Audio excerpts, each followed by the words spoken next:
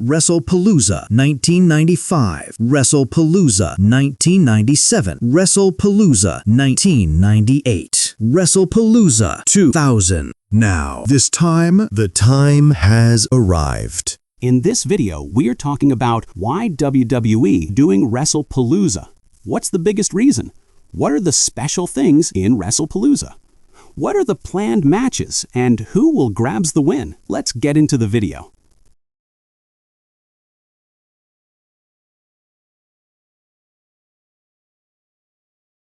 Why exactly WWE going to held Wrestlepalooza after so many years? Now it's exactly be 20 years. Reason is there has a big deal with Indiana Corp. The event is part of a deal between WWE and the Indiana Sports Corp, which includes a future SummerSlam and WrestleMania that will be held in Indianapolis, as well as a Royal Rumble, which occurred earlier in the year. The deal also includes Monday Night Raw and Friday Night SmackDown tapings and other select events which Wrestlepalooza falls under. It will be the 5th Wrestlepalooza in whole pro wrestling history. Wrestlepalooza is set to return again to Wrestling World in this September in Indianapolis. This event very first time introduced by ECW. They held last time in 2000. This is a special event in WWE history because this is the very first Wrestlepalooza show under the WWE banner. After the announcement, Paul Levesque, CM Punk, and Seth Rollins conducted interviews over various ESPN shows, including First Take and SportsCenter, with Levesque announcing that Pat McAfee would return at the event. Tickets for the event went on sale on August 22, 2025. According to WrestleTix, on over 8,000 tickets were sold within the first 24 hours. Wrestlepalooza was the name of a professional wrestling event produced by Extreme Championship Wrestling, or ECW, that was held in 1995, 1997, 1998, and 2000. The 1998 iteration aired on pay-per-view, while the others aired across television. In 2003, WWE acquired the assets of ECW from bankruptcy. Over 20 years later, on August 20, 2025, WWE officially announced the return of Wrestlepalooza, scheduled for September 20th at the Gainbridge Fieldhouse in Indianapolis, Indiana, and it will be held for wrestlers from the promotion's Raw and SmackDown brand divisions. Wrestlepalooza was originally scheduled to go head-to-head with rival company All Elite Wrestling, AEW, airing against AEW's All Out pay-per-view event, which would have been WWE's first main roster PPV and live streaming event to counter-program an AEW PPV event. However, on September 3, 2025, AEW announced that All Out start time would be pushed up to 3 p.m. Eastern Time, avoiding a direct conflict with Wrestlepalooza. The Wrestlepalooza event will include matches that result from scripted storylines. Results are predetermined by WWE's writers on the Raw and SmackDown brands, like previous WWE's Palooza events. What are the scheduled matches so far? The biggest match of the event, John Cena vs. Brock Lesnar. After losing the undisputed WWE Championship in the main event of Night 2 of SummerSlam, John Cena was confronted and attacked by returning longtime foe Brock Lesnar. Brock Lesnar making his first appearance since the 2023 SummerSlam. 2 weeks later, during Wrestlepalooza's announcement, it was also announced that Cena would be competing in the main event. On the September 5th episode of SmackDown, there had a United States title shot match between John Cena and Sami Zayn, but Lesnar came and interfered the match, causing the match to end in a no contest, and attacked Cena once again.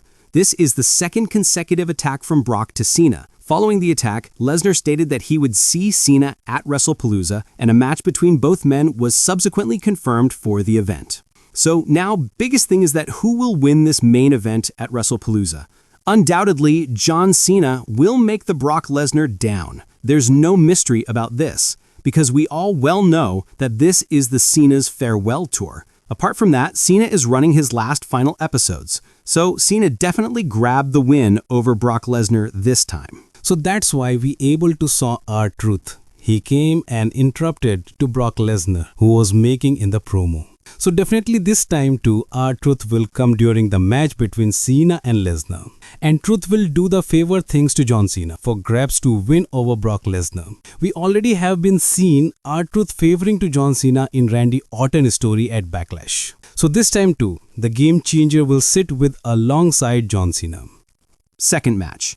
Io Sky versus Stephanie Vaquer for Women's World Championship match. Stephanie Vaquer won the Evolution Battle Royal to earn a Women's World Championship match at Clash in Paris, while later that night, Naomi successfully cashed in her Money in the Bank contract over Women's World Champion Io Sky during Io Sky was defending her championship. After that, the next night on Raw, it was confirmed that Vaquer's match would be for the Women's World Championship. Subsequently, at SummerSlam the following month, Naomi retained the title in a triple threat match against Io Sky and Rhea Ripley, although Io Sky was not pinned, but she also has to be lost that match.